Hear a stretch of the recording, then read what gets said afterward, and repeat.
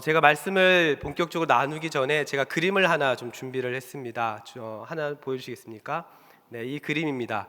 여러분 보시면서 이 그림이 뭔가 싶으시죠? 네, 이 그림이 뭐가 보이시나요? 네, 나무 같은 것도 있는 것 같고, 뭐 풀 같은 것도 있는 것 같고, 여러 가지 그림의 모습들 또 색깔도 보이실 텐데요. 사실 여러분이 믿을지 안 믿을지 모르겠지만 이 그림 안에는 잠자리가 숨겨져 있습니다. 잠자리가 어디 있지? 이렇게 생각을 하실 텐데요. 이 그림은 그냥 그림은 아닙니다. 우리가 예전에 혹시 매지가이라고 좀 들어보셨는지 모르겠는데, 이 매지가이 형식으로 보시면 이 그림 안에 잠자리가 입체적으로 보입니다. 입체적으로. 혹시라도 궁금하신 분들은 이따가 저한테 오시면 제가 한번 보여드리도록 하겠습니다. 제가 이 그림을 준비한 이유가 있습니다. 보기에는 얼룩덜룩해 보이고 보기에는 아무것도 아닌 것 같아 보여도 이 그림을 보려면 이 매지가이를 보는 방식이 있는 것처럼 우리의 신앙생활도 마찬가지입니다. 우리의 신앙생활 가운데 하나님의 일하심을 보려면 하나님께서 원하시는 방법이 있다라는 거죠. 자, 그렇다면 우리는 어떻게 하나님의 일하심을 볼 수 있을까요? 그것은 바로 믿음을 가지고 영적인 집중력을 계속해서 유지하고 있을 때 하나님의 일하심이 보이기 시작합니다. 자, 이러한 맥락에서 오늘 본문 4장 18절은 이렇게 이야기를 합니다. 우리 한 목소리를 한번 읽어보겠습니다. 시작. 우리가 주목하는 것은 보이는 것이 아니요 보이지 않는 것이니 보이는 것은 잠깐이요 보이지 않는 것은 영원함이라. 여러분, 여기서 어떤 단어가 눈에 들어오시나요? 우리가 주목하는 것은 이라고 하는 거에 제가 좀 색깔을 표시했습니다. 사람들은요, 보통 눈에 보이는 것에 주목하면서 살아갑니다. 우리나라의 경우 많이들 신경 쓰는 것 중에 하나가 바로 체면입니다. 우리나라 말 중에 체면 문화라고 하는 것이 있죠. 그래서 이런 말을 종종 합니다. 체면 때문에 어쩔 수 없었다. 내 체면이 말이 아니다. 이러한 말들을 종종 하곤 합니다. 여러분, 그렇다면 이 체면이라고 하는 것 어떻게 정의할 수 있을까요? 체면이라고 하는 것은요, 남에게 보이는 나의 모습을 이야기를 합니다. 다시 말해서 사람들이 나를 어떻게 평가하는지를 굉장히 중요하게 여기는 태도를 우리는 체면이라고 할 수 있다는 거죠. 역사적으로 보면 우리나라의 경우는요, 양반 문화가 있습니다. 이 양반들은요, 체면을 생명처럼 여겼다고 합니다. 이 양반과 관련된 속담을 제가 몇 가지 찾아봤는데 이러한 것들이 있더라고요. 양반은 물에 빠져도 개염은 안 친다. 양반은 얼어 죽어도 집불은 안 쬐다. 이러한 속담이 있다고 합니다. 어떤 뜻일까요? 아무리 궁하거나 아무리 다급해도 체면 깎이는 일은 절대로 하지 않겠다는 뜻입니다. 자, 이러한 체면 문화가 우리나라에 오랫동안 자리 잡다 보니 내가 내 자신을 바라보는 시선보다 다른 사람이 나를 어떻게 바라보는지를 굉장히 중요하게 여기는 그런 문화가 생겼습니다. 그래서 우리나라 사람들은 유독 다른 사람이 어떤 옷을 입었는지, 어떤 차를 타고 다니는지, 어떤 집에 사는지, 그 집은 몇 평인지 이러한 것에 유독 관심이 많습니다. 그리고 때로는 그 소유를 가지고 그 사람이 살아온 인생을 평가하기도 합니다. 그래서 이러한 체면 문화를 중요하게 생각하는 것이 사실은 엄밀히 말하면 하나님을 향한 영적인 집중력에 굉장히 많은 방해를 가져다 주죠. 성경에 보니까요, 체면이라고 하는 단어는 없지만 체면을 중요하게 생각했다가 하나님 앞에 책망받았던 이야기가 종종 있습니다. 가장 먼저는요, 사울 왕입니다. 사무엘상 15장을 보면 하나님께서 사울 왕을 더 이상 쓰지 않겠다, 내가 너를 왕으로 세운 것을 후회한다라고 하는 장면이 사무엘상 15장에 나오는데요, 왜 하나님께서는 사울 왕을 더 이상 쓰지 않겠다 이런 말씀을 하셨을까요? 우리가 잘 알다시피 하나님께서 사울 왕에게 명령하셨죠. 아멜렉과의 전투를 하면 거기에는 아멜렉 족속들을 다 진멸해라, 이렇게 하나님께서 명령하셨습니다. 그런데 사울 왕이 어떻게 합니까? 자기 눈에 보기에 좋은 것들은 잘 남겨두기 시작을 합니다. 이것을 가지고 사무엘이 사울 왕을 책망하기 시작합니다. 그때 이 사울 왕은 이렇게 대답을 합니다. 사무엘상 15장 24절인데요, 우리 한 목소리를 읽습니다. 시작. 사울이 사무엘에게 이르되 내가 범죄하였나이다. 내가 여호와의 명령과 당신의 말씀을 어긴 것은 내가 백성을 두려워하여 그들의 말을 청종하였음이니이다. 무슨 말입니까? 사울은 왕임에도 불구하고 백성들의 말을 두려워했다라고 이야기합니다. 여러분, 진짜 두려웠을까요? 아닙니다. 두려워했다는 것이 아니라 백성들의 평가, 즉 자신의 체면을 더 중요하게 여겼다라는 겁니다. 이것이 하나님의 말씀보다, 하나님의 명령보다 더 중요하게 여겼다는 거죠. 다음으로 체면을 중요하게 여겼던 사람들이 우리가 잘 알고 있는 바리새인들입니다. 그들은 율법을 철저하게 지키는 것처럼 보였지만 실제는 굉장히 위선적이었죠. 마태복음 6장 5절을 보니까 이렇게 이야기합니다. 한 목소리로 한번 읽어보겠습니다. 마태복음 6장 5절 한 목소리로 읽습니다. 시작. 또 너희는 기도할 때에 외식하는 자와 같이 하지 말라. 그들은 사람에게 보이려고 회당과 큰 거리 어귀에 서서 기도하기를 좋아하느니라. 마태복음 23장 5절은 이렇게 이야기합니다. 그들의 모든 행위를 사람에게 보이고자 하나니. 사람에게 보이고자 하나니. 바리새인들의 신앙은 어떤 신앙입니까? 하나님 앞에서의 신앙이 아니라 사람들에게 보이기 위한 신앙을 가지고 있었던 거죠. 사랑하는 우리 성도 여러분, 만약 우리도 우리의 체면을 유지하면서 신앙생활을 하려고 한다면 그것은 위선으로 빠질 가능성이 굉장히 높습니다.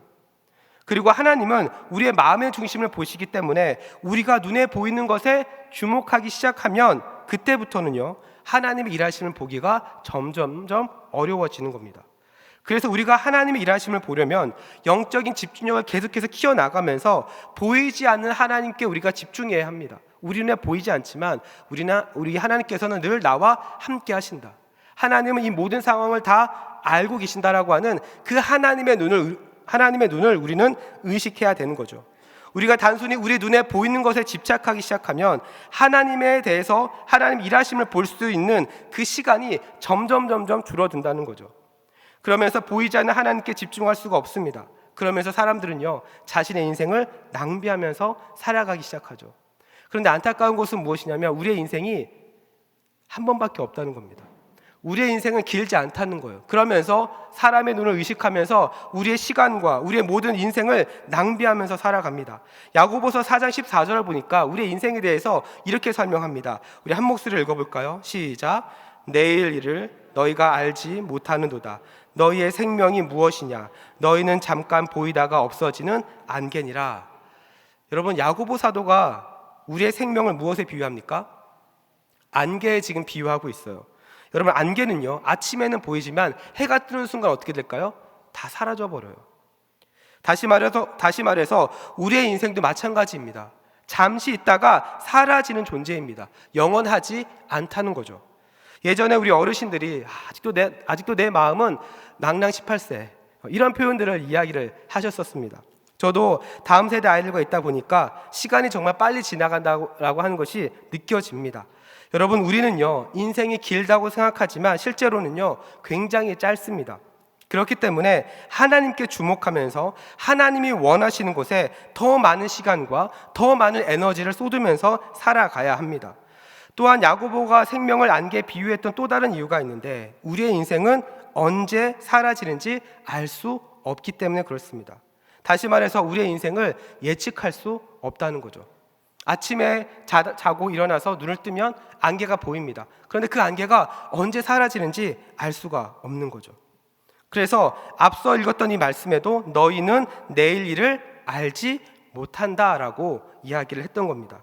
사람들은요, 내일을 계획합니다. 새해가 되었습니다. 많은 계획들을 세웁니다. 그러나 여러분, 그 계획이 실제 100% 이루어질 거라고 확신할 수는 없습니다.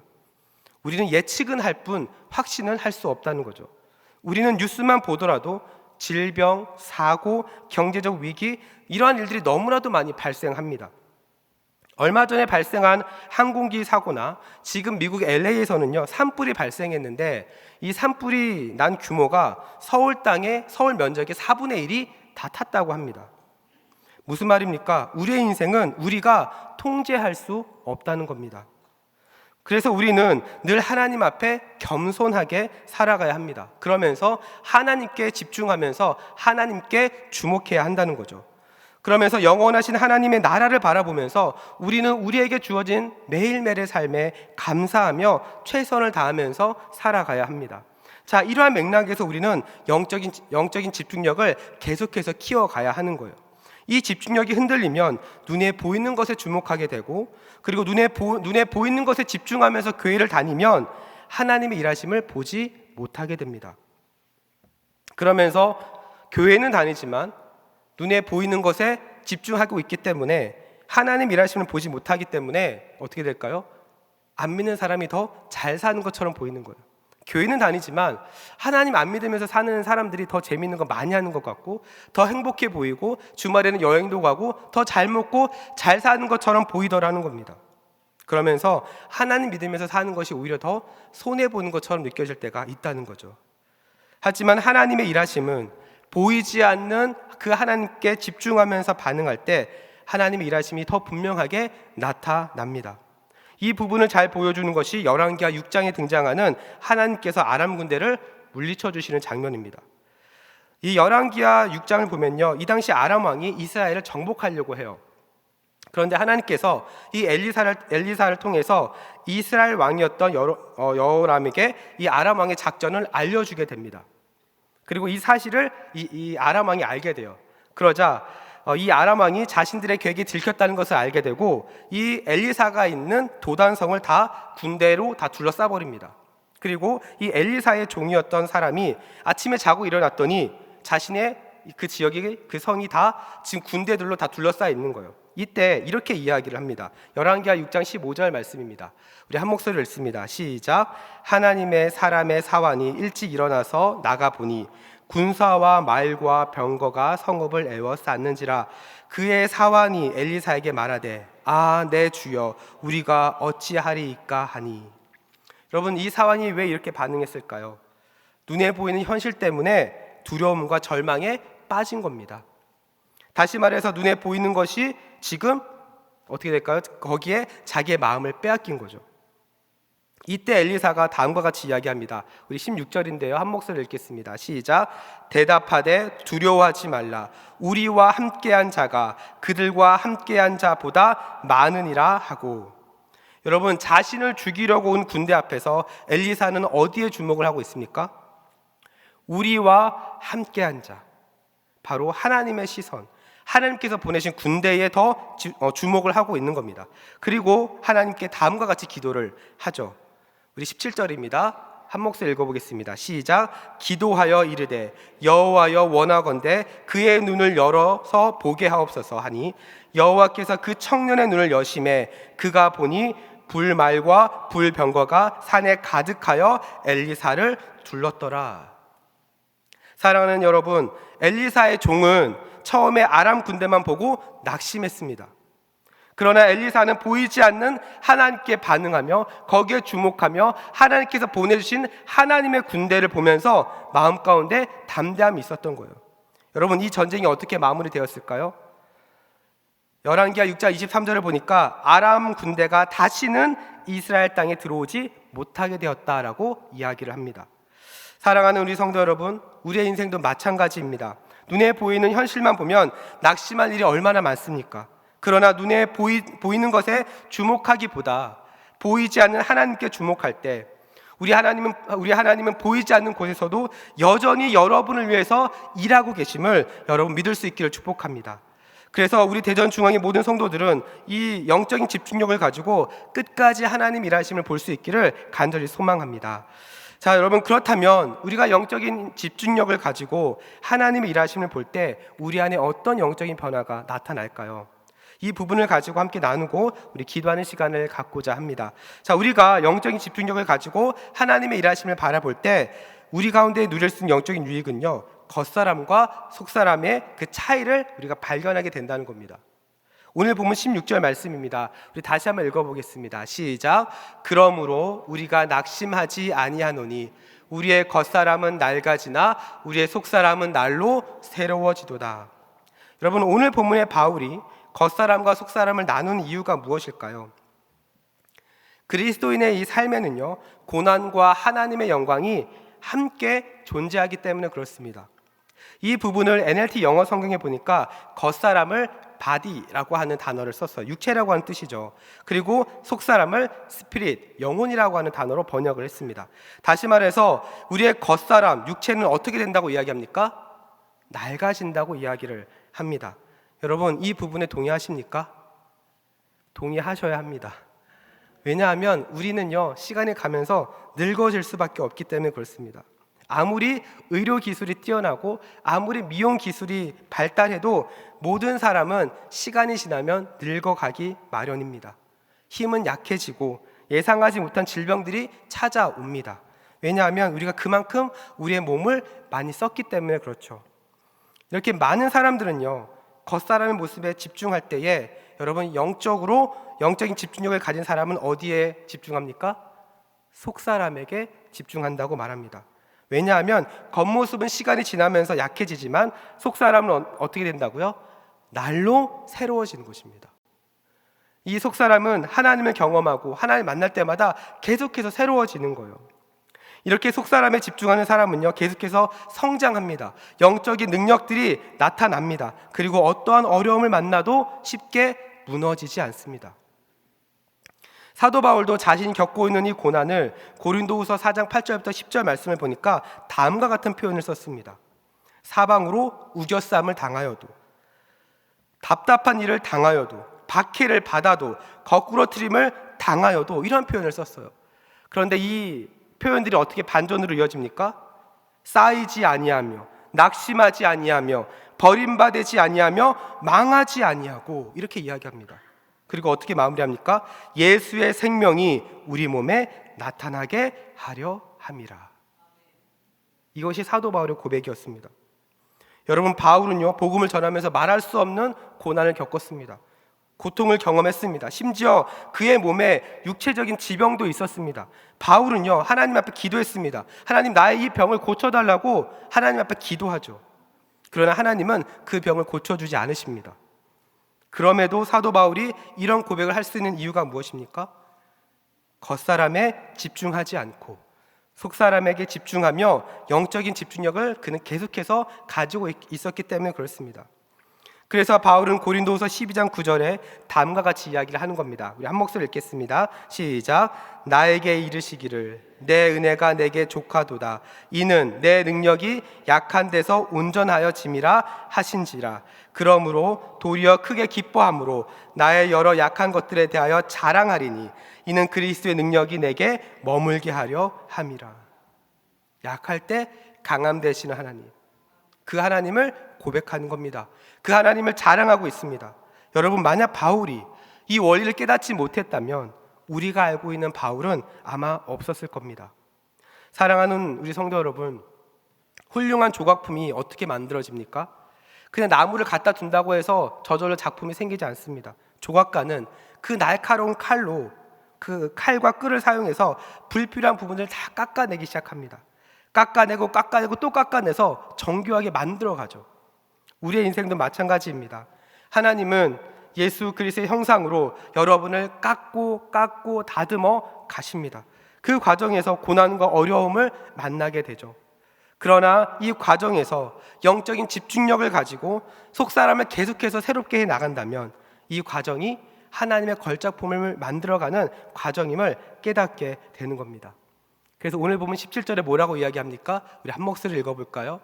오늘 보면 17절입니다. 함께 읽습니다. 시작. 우리가 잠시 받는 환난에 경한 것이 지극히 크고 영원한 영광에 중한 것을 우리에게 이루게 함이니. 여러분, 여기서 바울이 왜 이 구절에서 잠시라고 하는 단어를 썼습니까? 잠시 받는 환난이라고 이야기합니다. 왜 그럴까요? 왜 이렇게 표현을 했을까요? 우리가 겪고 있는 고난이 영원하지 않다는 겁니다. 사실 인생의 고난이 찾아오면요, 그때 그 고난을 겪은 사람은 본인이 가장 힘들다고 생각합니다. 주변에서 위로의 말을 전해도, 주변에서 괜찮다고 이야기를 해도 자신과 똑같은 상황이 아니면 자신의 마음을 100% 이해할 수 없다고 생각합니다. 물론 이 말이 틀린 말은 아니죠. 그러나 그렇다고 해서 계속해서 자신의 힘들다고 하는 그 자기 연민에 계속해서 빠져 있으면 오히려 더 힘들어지는 겁니다. 고난이 찾아올 때 오늘 본문의 바울은 어떻게 하라고 이야기합니까? 그 고난에 머물러 있는 것이 아니라 영원한 영광을 이루기 위한 과정으로 보라고 오늘 본문은 이야기를 하고 있는 겁니다. 그래서 이 땅에 겪고 있는 그 어려움이 우리의 겉사람을 낡게 만들 수는 있지만 하나님께서 베풀어 주실 그 영광에 비하면 잠시 지나가는 것이라는 거예요. 저는 이 부분을 묵상하면서 마라톤이 생각이 났습니다. 요즘에 뛰는 사람들 굉장히 많죠. 러닝을 하는 사람들이 굉장히 많은데 마라톤 선수들이 42.19km를 달리기 위해서 엄청난 훈련과 고통을 인내합니다. 그 과정에서 다리 근육이 찢어지기도 하고 숨이 턱턱 막히기도 하고 땀이 막 비 오듯이 막 오기 시작을 합니다. 그럼에도 그들이 끝까지 달리는 이유가 무엇입니까? 결승선에 도착했을 때 그들이 기다리고 있는, 그들이 받게 될 그 메달의 영광을 그들은 바라보고 있기 때문에 그렇습니다. 사랑하는 우리 성도 여러분, 만약 우리가 이 겉사람과 속사람의 원리를 알지 못하면요, 우리는 매번 좌절합니다. 시간이 지남에 따라 더 불안해할 것입니다. 왜냐하면 겉사람의 인생은 결국 끝이 보이기 때문에 그렇습니다. 저는 우리 대전중앙의 모든 성도들은 영적인 이 집중력을 가지고 하나님께서 베풀어 주신 그 영광을 맛볼 때까지 끝까지 달려갈 수 있는 인생이 되기를 주님의 이름으로 축복합니다. 그래서 여러분의 인생 가운데 베풀어 주신 은혜를, 그 하나님의 사랑을 마음껏 누릴 수 있기를 간절히 소망합니다. 말씀을 정리합니다. 사랑하는 우리 성도 여러분, 여러분의 인생은 어디에 집중하고 계신가요? 여러분, 우리의 인생은요, 어디에 집중하고 있느냐에 따라서 결정이 됩니다. 세상은요, 보이는 것에 집중을 하죠. 재물, 명예, 사람들의 인정, 눈앞에 보이는 현실에 집중을 합니다. 그러나 여기에 초점을 맞추고 살다 보면 결국에는 낙심하고요, 결국에는 좌절이 찾아올 수밖에 없습니다. 여러분은 지금 어디에 집중하고 계신가요? 보이는 세상의 문제입니까? 아니면 보이지 않지만 영원하신 하나님입니까? 하나님을 믿는 우리는 영적인 집중력을 키우면서 하나님의 일하심을 끝까지 바라보면서 달려가야 합니다. 왜냐하면 신앙은 단기적인 것이 아니라 영원한 것을 바라보면서 끝까지 나아가는 과정이기 때문에 그렇습니다. 그래서 우리의 신앙은 주님이 다시 오실 때까지 끝난 것이 아닙니다. 신앙은 평생의 영적인 싸움이며 마지막에 웃는 자가 최후의 승자가 되는 것이죠. 오늘 본문 고린도후서 4장 18절 말씀을 우리 다시 한번 읽어보고 우리 함께 기도하도록 하겠습니다. 우리 한 목소리를 읽습니다. 시작. 우리가 주목하는 것은 보이는 것이 아니요 보이지 않는 것이니 보이는 것은 잠깐이요 보이지 않는 것은 영원함이라. 저는 우리 대전중앙의 모든 성도들이 영혼을 꿈꾸며 하나님의 일하심을 바라보는 인생이 되기를 주님의 이름으로 축복합니다. 우리 시간 함께 기도하겠습니다.